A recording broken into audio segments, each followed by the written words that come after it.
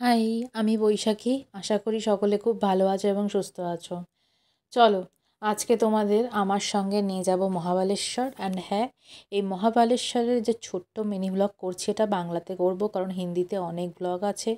তো আমি বাঙালিদের হেল্প করার জন্য এখানে চলে এসেছি।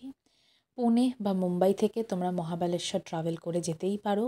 আর এখানে এই মহাগণপতি টেম্পলটা কিন্তু ভীষণ বিখ্যাত একটা টেম্পল।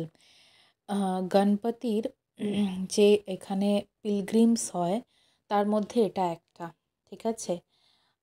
তো এই গণপতি টেম্পলের ভেতরে ক্যামেরা অ্যালাউ নেই, বাট কয়েকজন করছিল, আমিও আস্তে করে লুকিয়ে করে নিয়েছি। ওকে, তোমাদের জন্য নাও, এই গণপতিকে দেখে নাও। আর হ্যাঁ, এখানে অষ্টবিনায়ক হয়, মহারাষ্ট্রে অষ্টবিনায়ক হয়। অষ্টবিনায়ক করতে যাওয়ার আগে বা তার মধ্যে এই গণপতিটাকে একটা গণপতি মানা হয়। ওকে, তো মহাবালেশ্বর তোমরা যখনই যে বা যারা আসবে অবশ্যই এই টেম্পলটা দর্শন করো। খুব সুন্দর একটা গণপতির টেম্পল। আর হ্যাঁ, এখানে একটা বড় শিব টেম্পলও আছে, শিবলিঙ্গও আছে। সেখানে ক্যামেরা অ্যালাউ ছিল না বলে আমি ওটা ভিডিও করিনি। তো এরকম মহাবালেশ্বরে তোমরা পুনে থেকে মুম্বাই থেকে আসতে পারো, শিবশাহী বাস আছে।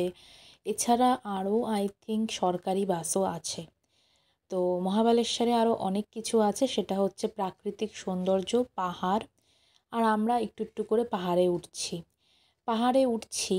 দূরে পাহাড় দেখছো তো, দেখবে মেঘে ঢাকা পাহাড়টা। যখন আমরা পাহাড়ের একদম উপরে চলে যাব তখন দেখব আমরা মেঘের মধ্যে আছি, মেঘ আমাদের কানের পাশ দিয়ে যাচ্ছে। সেরকম সিনও আমি তোমাদের অবশ্যই ভিডিওতে দেখাবো।